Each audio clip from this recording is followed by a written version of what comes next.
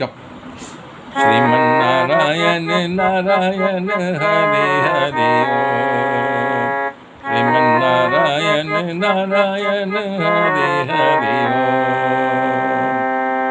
श्रीमन्नारायण नारायण हरे हरे ओम। मेरे मित्रों, मैंने कल बताया था परशुराम की कथा गाथा आज सुनाऊंगा। परशुराम जो है बहुत ही क्षत्रियों का द्रोही हो गए थे। क्षत्रियों को द्रोही होने का दुराचारी हो गए थे। क्षत्रिय धर्म काम छोड़ करके वो अनाचार कर रहे थे, तो इसलिए उन्होंने 21 बार, एक बार नहीं 21 बार ना क्षत्रिय किया था धरतियों से।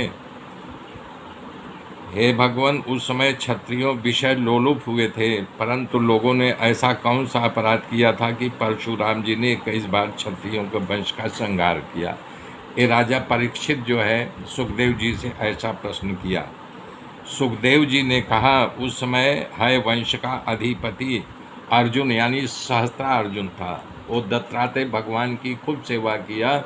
उसकी सेवा से दत्तात्रेय भगवान प्रसन्न हो गए, तो वरदान मांगने के लिए कहा, तो उन्होंने कहा मुझे 1000 भुजा दो। तो उसको सहस्त्रार्जुन को 1000 भुजाएं दिया। सहस्त्रा बाहु एक बार 1000 सुंदरियों को लेकर के नर्मदा में स्नान कर रहा था। वो खेल ही खेल में अपने 1000 भुजाओं को फैला करके नर्मदा के प्रवाह को रोक दिया। तो पानी का ये गुण होता है कि अगर उसको रोका जाए तो अपने बहने के लिए दूसरा रास्ता निश्चित निकाल लेगा, रुक नहीं सकता। तो उसने दूसरी ओर बहना शुरू कर दिया। वहाँ पर रावण बैठ करके कुछ कार्य कर रहा था और नर्मदा का पानी उसके शिविर में घुस गया। शिविर लगा करके वो कुछ कर रहा था। तो जब पानी वहाँ आया तो वो देखते देखते पहुँचा, देखा सहस्त्रार्जुन जो है नर्मदा के किनारे सुंदरियों को ले करके किलोल कर रहा है। तो अपमानजनक भाषा रावण बोलने लगा। तब सहस्त्रार्जुन निकल करके उसको अपने बाह में दबा करके अपने महिष्मती नगर ले आए और बंदर जैसे बांध करके रावण को रख दिया।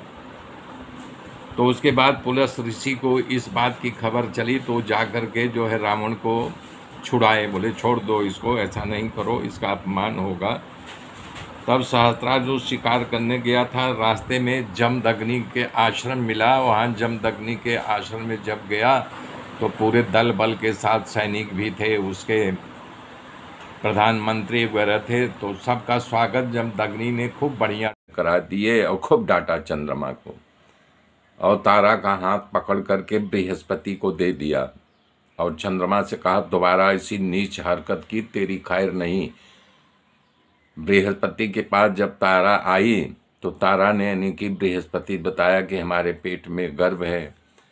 बृहस्पति गुस्से में आ गए, बोले तुरंत गर्भ को गिरा दे, मैं तुझे मारूंगा नहीं, जलाऊंगा नहीं, कुछ नहीं करूंगा।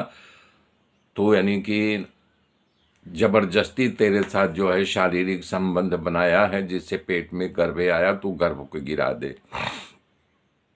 जब तारा गर्भ गिराने गई तो बालक पैदा हो गया, सोने जैसे चमक रहा। चमकता हुआ जब देखा तो बृहस्पति का भी मन खुश हो गया।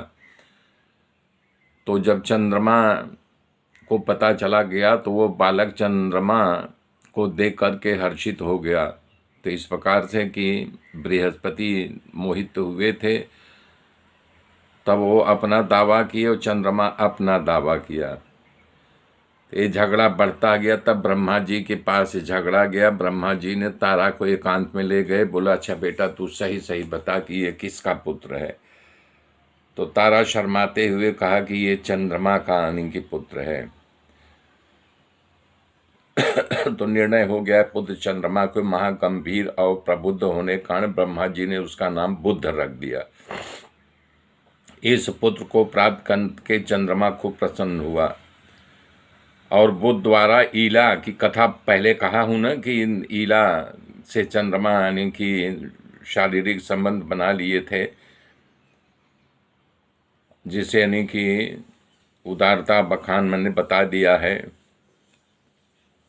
पुररवा महान प्रतापी राजा पैदा हुआ था। तब एक दिन इंद्र उर्वशी के बिना बहुत ही चिंतित हो गए। तो पुररवा के पास जो है यानी कि कथा सुना रहे थे, यानी कि नारद जी बैठ करके पुररवा का बखान किया, उसकी वीरता गुणगान किया। उर्वशी मोहित हो गई और पुररवा के पास आ गई। मेरे मित्रों, आगे की गाथा फिर कल जोड़ूंगा। तब तक के लिए जय श्री राम, जय श्री राम, जय श्री राम, हरि हरि ओ।